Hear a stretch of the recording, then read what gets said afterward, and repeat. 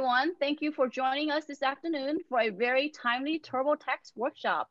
This is the fourth workshop in our Spring 2021 Entrepreneur and You Speaker Series. I do recognize some of you here from business class, from Europe program, and expecting maybe a few former students coming in. As some of you may already know, my name is Linda Tran. I'm an adjunct professor in the business department, and joining me tonight are my colleagues, Professor Elizabeth Kabilis, Professor Maureen Warsham, and Professor Loanne Winkler will be joining us as soon as she's done with her other meeting. We are absolutely delighted to have our special guest facilitate this afternoon's workshop. Our special guest tonight is the Financial Readiness Leader and Senior Product Manager of Education at Intuit. He leads Intuit's Financial Readiness Program, aiming to empower students to make smart money decisions and own their financial futures.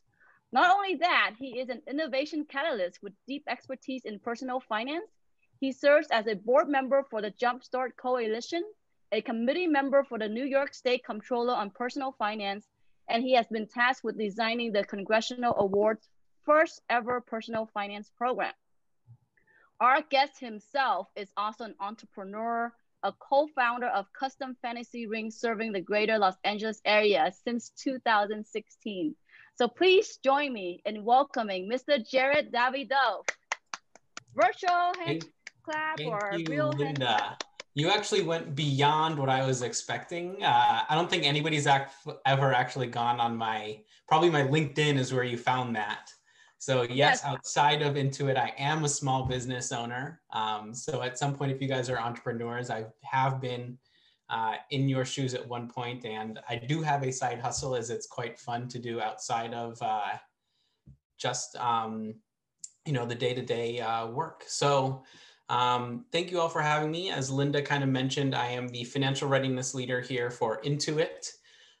From a high level, what does that really mean? It's how Intuit works with high school students and university students to help teach personal finance. So I'll go through that a little bit later on. Before I go ahead and jump in, I see there's about 40 people on. If you guys want to turn your cameras on, feel free. I do try to make this as collaborative as I can. I will ask you some questions. If you want to respond, please feel free to unmute yourselves or type in the chat. I also have that up at the same time, so I can try to answer questions as we go through this. And then I'll go through the agenda really quickly. But I do believe I should have share capabilities. So let me go ahead and make sure that I can do that. All right, and I do. So give me 1 second. I'm gonna move you guys over to my other screen. I'm gonna pop open the chat. Again, feel free to enter anything in the chat. The more you put in the chat, ask questions, the more fun and interactive this will be. I'm here for you. So again, feel free to ask kind of whatever you want. One thing I will say before I start, I am not a tax expert. So if you have very, very specific tax questions, I may or may not know, but I do know resources that I can send you to that will help. And also, do not ask me to file your taxes because no, I will not do them for you. Just because I've done them and we have a simulation does not mean I'll do them for you. So don't ask me at the end of this because it's a question that I always seem to get. So what we're going to do today, I'm just kind of going to go through who Intuit Education is, why I'm here, why we are doing this, and why we're working with Diablo Valley College. We are going to play a quick Kahoot game, just kind of test your knowledge and see, if you guys work, if you've ever done taxes before, the whole 9 yards. We will go through a personal finance or tax simulation where we will put you guys in a fun, safe environment. You'll work with other individuals here on the Zoom call, and you'll actually get to practice filing taxes as a fictional character to learn and actually see what it's like to file your taxes. And then we should have about 10 to 15 minutes at the end for you guys to kind of ask whatever questions you have. So if there's anything else you think that you want to learn about today, feel free to go ahead, put it in the chat. I'll kind of keep it on top of mind as I go through this. Or again, feel free to save it for the end of the Q&A. So really quickly, show of hands, or give me a thumbs up if your camera's not on. Who's heard of Intuit before? Before today, who's heard of Intuit? And if you Googled Intuit right before this session, that doesn't count. Okay, so I'm getting about half, not everyone. So if I said, have you heard of TurboTax before? Thumbs up or raise your hand. Okay, so now I'm getting a much higher rate. And the reason for that is why? What can we not avoid in life? There's two things, and it's death and taxes, right? So that's probably why you've heard of us. So outside of just TurboTax though, QuickBooks is also one of our products, which is accounting software for small businesses, and then Mint. Actually, quite funny enough, before I started working with Intuit about 4 years ago, I was already a QuickBooks user, I was a TurboTax user, and I was a Mint user. So I was like, if I'm already a user of all of these things, why should I not be working for Intuit? And that's kind of what brought me here and the passion to what I have. So again, outside of just TurboTax and those products, our mission is to power prosperity around the world. So I sit on our corporate responsibility team, and how my team is determined by success is the impact we have with students, with educators, to help bring personal finance to the classroom. So in just some numbers below, because people ask about these all the time, how many individuals use some of our products. We donate about 83 million in products per year for whether it's nonprofits, for students, for educators, and then you can just see some of our numbers around customers as well. So with that, let's go ahead and jump into a game of Kahoot quickly. I did change the lobby music. So for those of you that are familiar with Kahoot, I've never heard of the disco lobby music. So I am going to turn it on if it's kind of funky. Don't blame me. I've never used it before. But so if you have your phone next to you, or if you have an app up, go ahead and go to kahoot.it. Kahoot.it. I kind of want to hear this. Okay, interesting. All right, kahoot.it, enter the game pin 8584902. We have Dandy Rhino. Do I have pre-populated names on? I probably do. There's no way somebody put in Dandy Rhino as the name that they wanted. That's a little too creative. All right. What's the code again? I'm sorry? What's the code again? The code is 8584902. So when I see that number kind of get a little bit higher, we'll go ahead and start. I see 9 people in and we have 45 participants. So we're missing a few. Game pin again is 8584902. Thank you, Linda, for putting that in the chat.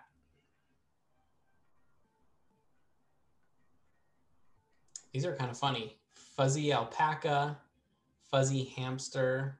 I guess we're all animals today. Captain Deer, Jolly Wombat, Diplomat Owl. I like these.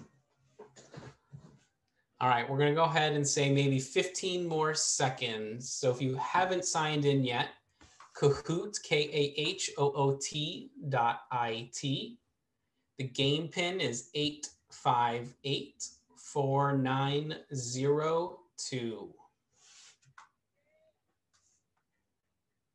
A few more seconds. Just need a few more seconds. No worries. And you can always join at any point in time in the middle. All right, just because I want to be conscious of time, I'm going to go ahead and start this. I see 32 people have joined. All right, question number 1. These are all polls. There is no right or wrong. How do your parents file taxes? How do your parents file taxes? You only get 10 seconds, so you got to answer quick. All right, so I see an accountant, electronically file, paper and mail taxes, and I don't know. So this is pretty consistent, actually, I would say, across what we know in terms of how people file taxes. The only thing that shocks me is paper and mail.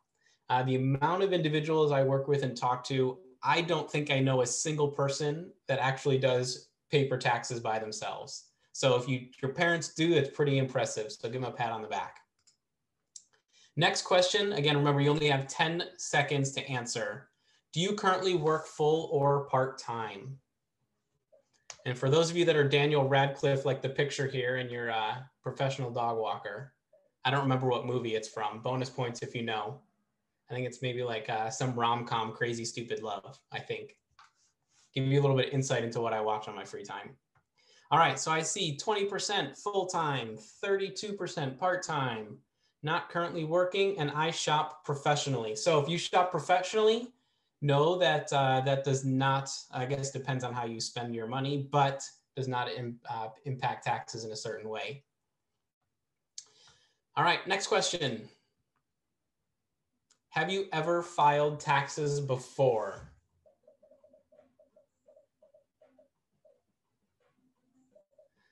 Zach, I see in the chat you put Harry Potter. I do not think Harry Potter, Daniel Radcliffe is a dog walker in Harry Potter. I'm sorry, you're wrong.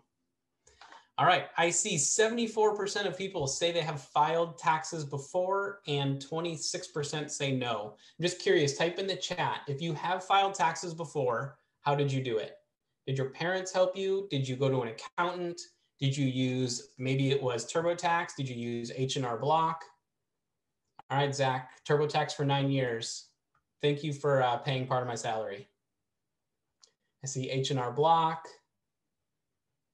TurboTax for the win. Thanks, Brandon. Tax person. I've never paid for it, sorry. That's okay, that's good. Next question. True or false, if you make under $72,000 a year, you can file taxes for free.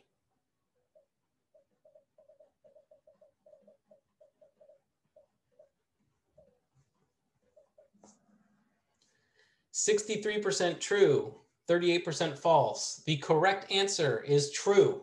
So if you make under $72,000 a year, you should not be paying to file taxes.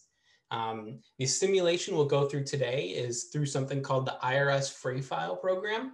And it's a way for anyone who makes under that amount to actually file their taxes for free. So I know a lot of people Google, how to file taxes, or you just might go to someone, but just know if you make under this threshold, you actually can do it for free. I believe we have one last question, is how confident are you in filing taxes? And whether you are confident in doing them right is two different scenarios. So it's how you feel about taxes. All right, I see only 7% are very confident. I see 39% are confident, 36% are not confident, and 18% of you just want your refund. That sounds about right. Awesome. All right. So that is all I have for Kahoot. Let me go ahead, pop back in to the presentation. So let this load. So about 3 years ago, when we first started our program, I spent about 6 months in the classroom. And during that 6 months, what I really wanted to learn, and something that we strongly believe in at Intuit, is something called design thinking. I'm not sure if anyone's familiar with what design thinking is. Our version of it is called Design for Delight. And what it really means is, how do you fall in love with the problem and not the solution? So if you think about it as like an entrepreneur or trying to create a small business, it's maybe instead of just starting a sports apparel shop when there's a couple down the street, it's what is the problem that you are trying to solve? And so that's the same thing that I went into thinking about personal finance. So I went into this tax classroom. This was an award educator who received awards from several nonprofits in the personal finance space. And I just wanted to observe how she taught taxes. It was quite interesting to me. On the board up in front, like you can imagine this, just like tax day in massive letters up on the board. Students kind of walk in, they're like, oh God, we're doing taxes today. Like this is about to be the best class ever.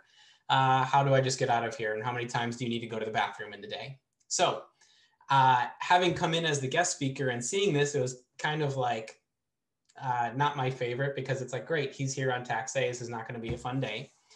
But very quickly I learned that a lot of students learn taxes by pen and paper, and they learn on a 1040 easy form. So I've already told you, I don't know anybody that does taxes on pen and paper. Some people mentioned that their parents do. But But the thing that was most interesting to me is another trivia question for you guys. Who can tell me an interesting fun fact about the 1040 Easy form? If you know, put it in the chat. I'm just kind of curious if anyone knows, and you might be a tax expert if you actually know this. All right, so 1040 Easy form is not actually a form you can use to file taxes anymore. So students are learning on a pen and paper, and they're learning on a form they can never actually file taxes with. So what does that really mean? They're learning in ways that are not relevant to them. The number of people that I interact with today and say, what would you have loved to learn about taxes in high school? It's how to actually do taxes. Like, what does it mean? How do you file? How do you go through the process? And so that's what we built, and that's what you guys will go through today. So we're actually going to be using the IRS Free File program. For those of you that have done it before, Zach, you've done this for 9 years. You're probably more of an expert at going through some of the simulations than I am, considering we've only been doing this for like 3 to 4 years.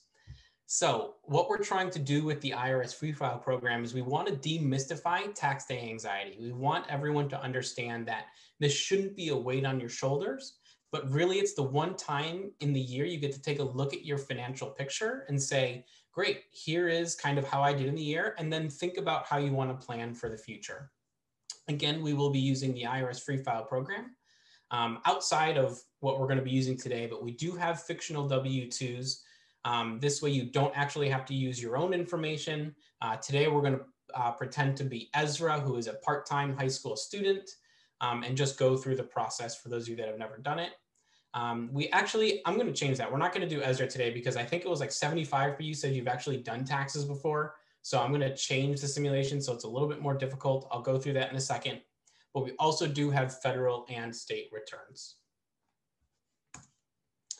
All right, so this is where I'm going to review this, and I'll put these links into the chat, so don't worry about it. Let me go ahead, copy and paste really quickly. And so before we do that, I'm just going to go ahead and review these.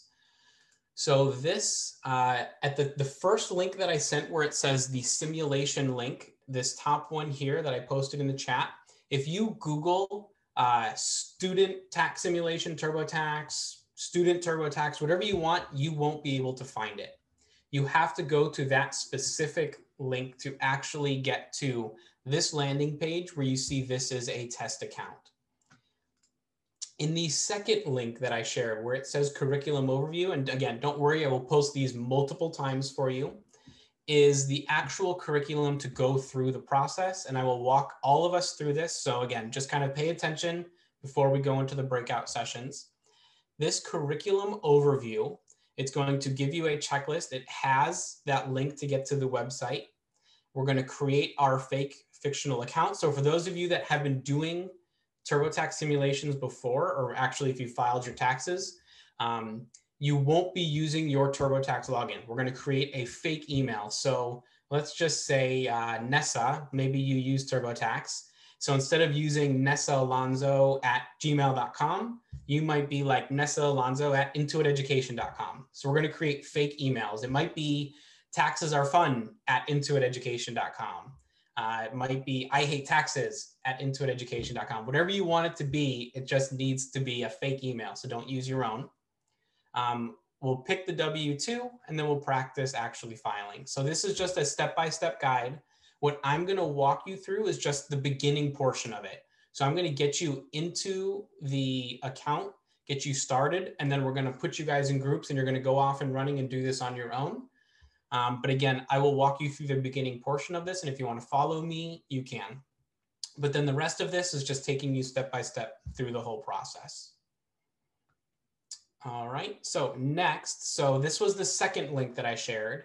The third link where it says student activities, these are our fictional W-2s that you need to file the fictional taxes. So we have Ezra Daniels. Ezra is a part-time high school student, pretty basic. If you guys have filed taxes before, don't use Ezra. You'll know exactly how to do this. It's going to be too easy for you. We have Ada, who is a part-time community college student. She has her 1098T and she also donates to charity. So this might be a little bit more similar to who you guys are today. So feel free to practice with Ada. We have Dirk. Dirk has 2 W-2s. So if you want to practice with multiple W-2s, you can. Or we have Carissa. This one actually for me was most interesting because this happened to me actually right after I graduated and went into the workforce. I incorrectly filed my W-4, which is basically the number of allowances you have when it comes out of your paychecks. I ended up owing the government a lot of money. So when you go through and file Carissa's taxes, she ends up owing a lot of money back to the government. So there are 4 simulations here. You guys can pick from any one of these. I just don't recommend doing Ezra. You can, feel free. If you've never done taxes before, you've never filed, you want to learn, go ahead and use Ezra. If you've gone through taxes before and you kind of understand how to go through the process, try to pick maybe 2, 3, or 4 and go through. And again, you're going to be partnered up with someone. And what I recommend is have one person driving the actual simulation, have another person on the W-2. Everything you need to know about the student. So let's just say you decide to pick Ezra. Everything you need to know is here or throughout her page. So if there's anything that isn't there, just a question that TurboTax will ask you is, did Ada serve in the National Guard? The answer is no. Did Ada own a foreign bank account? The answer is no. Did Ada sell any foreign currency or virtual currency like Bitcoin? The answer is no. So all of that is here. All right. So give me 1 second. I'm going to pull both of these screens up side by side so you can see me do this. Give me 1 second here. So if you want to, again, you're more than welcome to follow along with me. I am going to just sign you into the simulation so you can see what it's like. It's a pretty easy process to create your fake account. So if you're on your phone, so I see I can't access the web page when I'm on Zoom. Me too. Okay, so when we partner you up with somebody, you guys can hopefully work together to do this. So the tax simulation link, if you want to go ahead and click on that, that's exactly the left side of my screen over here. The right side of the screen where it's the curriculum overview, that is going to be this second link that I post. So all we're going to do again is just create that fictional email. Actually, give me 1 second here. Hang on. Just want to make sure that I have my cookies off here, because if I don't, it's not going to let me in. Feel free. We'll put you in a room and you can kind of listen in on the back end of what they're doing. But then this is also recorded, and then I'll put it in the chat for you just so you can see it again. Actually, I think I can send it to you. I'll send it to you and you can kind of see the simulation that everyone's going through. And then after this, if you want to watch the webinar and then go back and practice, you can. So I'm going to send this to you right now so you can have it. All right.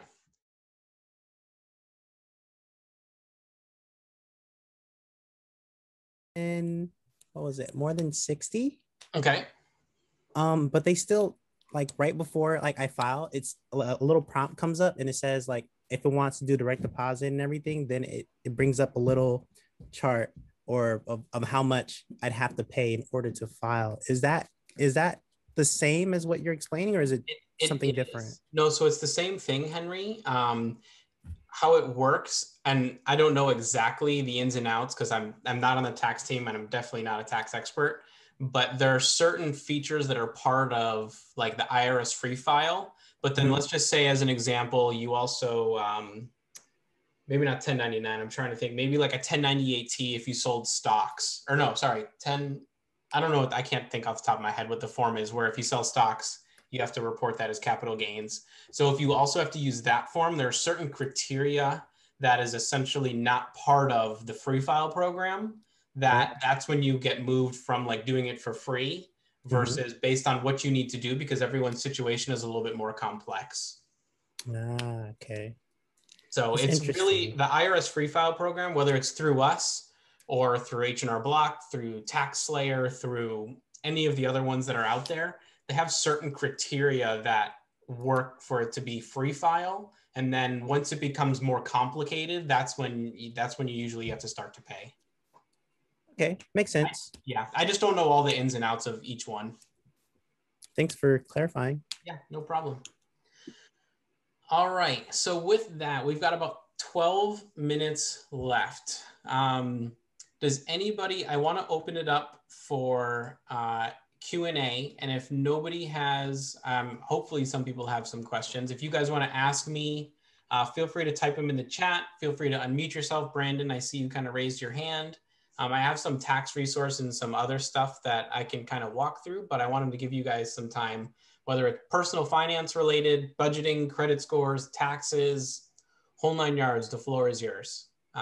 You've got about 11 minutes. Okay, so I just wanted to ask, so for a slew of reasons, I didn't do my taxes last year, nor this year. And the biggest reason last year was because they kept asking me for my AGI, and I didn't know, and I still don't know. So I'm kind of seeing if you could point me in the right direction. So AGI is your adjusted gross income. And that, so what that means is essentially how much money you made. And that's what they're asking for you. So if you've never filed taxes before, then you don't actually have an adjusted gross income. But what it wants to know is, so let's just say you're going to file your taxes this year in 2020. Well, I'm not to cut you off, but 2019. I filed my taxes up until last year. So I know what my AGI is, but I don't know like the actual number, and I don't have like my pay stubs. Like I don't know how to add it. Do you have the 1040 form, what you filed with? I don't think so, because I just did it like quickly through the TurboTax mobile app every year since like I started working. And you use TurboTax, you said? Yeah, every time. So if you reach out to our customer support team, my guess is they will be able to help you find your old AGI to help you do your taxes. Oh, okay. Okay, cool. Thank you. No problem. All right, I see a couple other hands.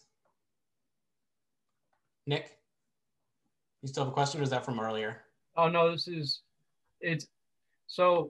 and I was living in California and over the summer making money and whatnot, and I moved to Indiana recently. And it's asking me my state of residence on December 31st. Because I haven't established residency in Indiana yet, do I claim California? So again, not a tax expert, but my answer is going to be yes. Okay.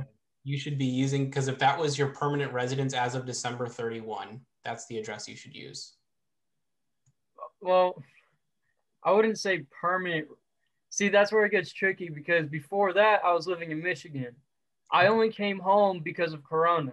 So I wasn't claiming it as my permanent residency. I was just, I guess, I don't really know how to phrase that. But so where did you make money this year? Like, did you have a job this year? Yeah, I made money in California. Okay. Did you make money in Indiana or Michigan? I'm making money in Indiana, and I made a little bit of money in Michigan. Did you get a W-2 or a 1099? I actually didn't get anything. Okay, so there was like side hustles, like you walked some dogs or you sold like some cards? I worked at the university, but I never received an official form. Oh, it was like a work study? Oh no, it was like you know how at universities there's Panda Express or like there's a grill. Like I worked in one of those. You should have received some sort of W-2. If you didn't, you need to ask them for it, because that's what you'll need to help you file taxes. So even though you worked from the school, and if it went towards your tuition or went towards something, you still should have a W-2. Okay, and so right after that, you need to ask for it. All right, so I just have to contact the school and get it? Yep, exactly. And so because that was in 2019, 2020 is when I worked throughout the summer in California, and then after Christmas, I drove here and then got a job here. So am I taking each one of those jobs and putting it into my 2020 taxes, or is 2019 separate from that? Yeah, so everything's separate. Okay. Yep. And you should get a W-2. So the W-2 that you get from the employer or the 1099, it will say the state that's on there, and that's where you should file the taxes with. So I should file the taxes in each state? Depending on the W-2. If the W-2 says different states, then the answer is yes. Oh, so you can file multiple taxes? Yep, you can use multiple W-2s. Okay, thank you. No problem. That was about the extent of my expertise. We have a question in the chat. Will I receive any kind of punishment for not doing my taxes last year or this year yet? So will you receive a punishment? And by punishment, usually it's like an IRS fine is usually what happens if you don't file your taxes, Brandon. If you made, I don't know the number off the top of my head, but if you made, I believe it's somewhere around 12,000. If you made less than 12,000 a year, I actually believe you don't have to file taxes. So I don't know exactly what the number is, but you can find out what that is. And if you, basically, if you made more than that, at some point you're going to have to file your taxes and you'll just have to pay a fine is what ends up. I definitely made more than that. Yeah, a lot more than that. Yeah, so yeah, that's why I asked. Yeah, I figured. So at some point you will, I see federal prison time. I mean, or you will probably not be going to federal prison, but you will be asked to pay a fine. Thank you. And the sooner that you file, I believe, and again, we've been hearing, if this is accurate, that the IRS will let you work out payment plans, especially with COVID and things, right? Correct. So it's better that you do this and you do it as soon as you can so that you're showing them you're trying to meet the deadlines, and then they will work with you. Yep. The other thing too, Brandon, I don't know if you received this, you probably received a stimulus. I haven't gotten the last two, or I haven't gotten the one that everybody got recently, and the last one yet. Okay, so it might be because you haven't filed taxes, so they don't have like the way to direct deposit or send you a check. So what might end up happening, which will play into your favor, is the stimulus will end up maybe paying. I don't know that they actually do this because that seems like way too complicated for the government to figure out how to, like, if you owe this as a fee, then they'll subtract it from your stimulus. But what you can do is the fee, whatever they send you, put your stimulus towards it. But then the other thing, I'm trying to thought. I forgot, sorry. It's all good. No worries. I see, actually, Loanos, to your point. So this year, if let's just say you owe $2,000 in federal taxes, because of COVID this past year, they will allow you to pay it this year and through next year. So instead of having to pay it all in once or doing payment plans, you can spread it out over multiple years. All right, so I actually saw a really good question from Shabam. What is the difference between working as a 1099 employee versus a W-2? So a W-2, what that means is when you are being paid, your employer, so my employer is Intuit, they are paying half of my taxes that go towards federal and towards state. If I'm a 1099, I have to pay the full percentage of the taxes. So that's the biggest difference. So there is a really big difference between 1099 and W-2. The 1099, I don't know if this is the right vernacular, but usually that's like you're self-employed. Correct. So if you were, doing a pet sitting service, or if you were driving for Uber or Lyft, right? Those were considered 1099s. Now they may have changed it due to the law, but I know there was a law that was passed, but that's been an issue. Mm-hmm.